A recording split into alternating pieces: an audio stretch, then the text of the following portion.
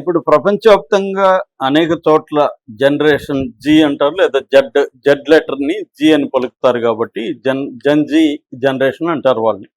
ఈ Jan Z generation అంటే అంటే 97 నుంచి 2012 లోపల పుట్టిన వాళ్ళని జనరేషన్ జెడ్ అని పిలుస్తారు.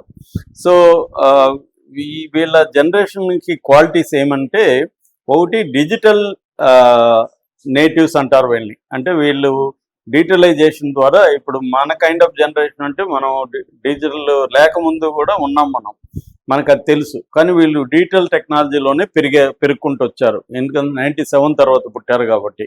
అట్లాగే డైవర్సిటీ ఉంటుంది, డిఫరెంట్ కల్చర్స్, నేషన్స్ ఇవన్నీ కలిసిపోయినారు ఈ జనరేషన్.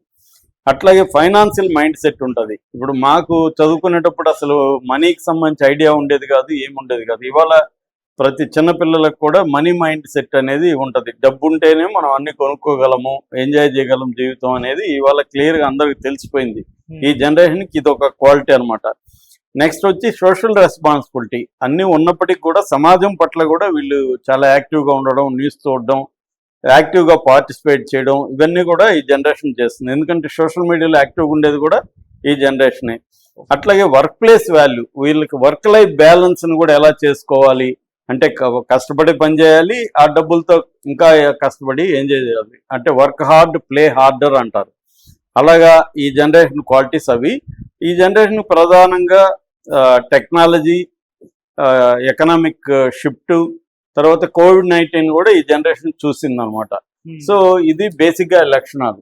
అందువల్ల ఇవాళ ప్రభుత్వాల మీద తిరగబడగలిగిన నాలెడ్జ్ కానీ, ఐక్యమత్యం కానీ, సోషల్ రెస్పాన్సిబిలిటీ కానీ ఈ జనరేషన్కి ఎక్కువ ఉంటుంది. కొంత 40+ వాళ్ళు ఇది అంతే మారదులే అని ఒక నెగిటివ్ పెసిమిస్టిక్గా మారిపోతారు. ఎవడేం మార్చలేము, నాశనం అయిపోయిన దేశం, ప్రపంచం అనుకుంటా గడిపేస్తారు వాళ్ళు.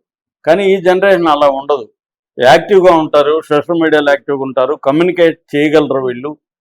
అందుకనే మనకు ప్రతి దేశంలో కూడా ఈ జనరేషన్ జీ లేదా Z generation, Gen Z generation వీళ్ళే తిరుగుబాట్లు చేస్తున్నారు. మన బంగ్లాదేశ్లో ప్రభుత్వాన్ని కొల్లగొట్టగలిగారు, నేపాల్లో ప్రభుత్వాన్ని దించేయగలిగారు, అంతకుముందు శ్రీలంకలో జరిగింది, ఇప్పుడు మళ్ళీ బంగ్లాదేశ్లో స్టార్ట్ అయింది. ఇప్పుడు నిన్న 15-16 తేదీల్లో మెక్సికోలో పెద్ద ఎత్తున ఈ జనరేషన్ జీ వాళ్ళు, స్టూడెంట్స్, యూత్ పెద్ద ఎత్తున రంగంలోకి దిగి నిరసన తెలియజేశారు. మెక్సికో అనేది మామూలుగా యునైటెడ్ మెక్సికన్ స్టేట్స్ అంటారు దాన్ని. అది ఫెడరల్ ప్రెసిడెంట్ పరిపాలన ఉంటుంది.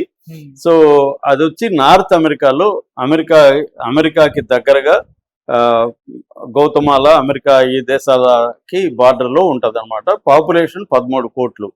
అయితే ఇక్కడ ఏమవుతుందంటే, ఈ దేశంలో ఉండే ప్రత్యేకత ఏంటంటే, విపరీతమైన డ్రగ్ కార్టెల్స్, డ్రగ్ మాఫియాల్ని డ్రగ్ కార్టెల్స్ అని పిలుస్తారు.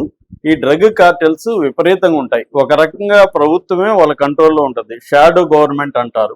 నార్కో స్టేట్ అని కూడా పిలుస్తారు వాళ్ళని. అంటే నార్కోటిక్స్ కాబట్టి నార్కో స్టేట్ అని కూడా పిలుస్తారు. అంటే ప్రభుత్వంలో ఉండే పవర్ఫుల్ వ్యక్తులంతా వీళ్ళ కంట్రోల్లో ఉండి వీళ్ళు వెనకుండి వీళ్ళే ప్రభుత్వాన్ని నడుపుతుంటారు. డ్రగ్ కార్టెల్స్ అనేవి అంత బలంగా ఉంటాయి. రెండోది, అక్కడ డ్రగ్ కార్టెల్స్ చేసే హత్యలు విపరీతంగా ఉన్నాయి. ఇప్పుడు మన దేశంలో మొత్తం పాపులేషన్ ఇవాళకి 145 కోట్లు. 145 కోట్ల పాపులేషన్కి మన దేశంలో యావరేజ్లో పర్ ఇయర్ ఎన్ని హత్యలు జరుగుతున్నాయంటే 33,000 హత్యలు జరుగుతున్నాయి. 30,000 నుంచి 33,000 హత్యలు పర్ ఇయర్ జరుగుతున్నాయి. ఇది 145 కోట్ల పాపులేషన్కి. కానీ మెక్సికోలో ఓన్లీ పాపులేషన్ 13 కోట్లు అయితే హత్యలు మన దేశంలో జరిగాయని జరుగుతున్నాయి. ఫర్ ఎగ్జాంపుల్ 2024లో 33,000 హత్యలు జరిగాయి. అంతకుముందు 2008లో ఓన్లీ 5,000 హత్యలు జరిగేవి పర్ సంవత్సరానికి. 2009కి వచ్చేసరికి 9,600 హత్యలు జరిగేవి. అది రాను పెరిగిపోయింది.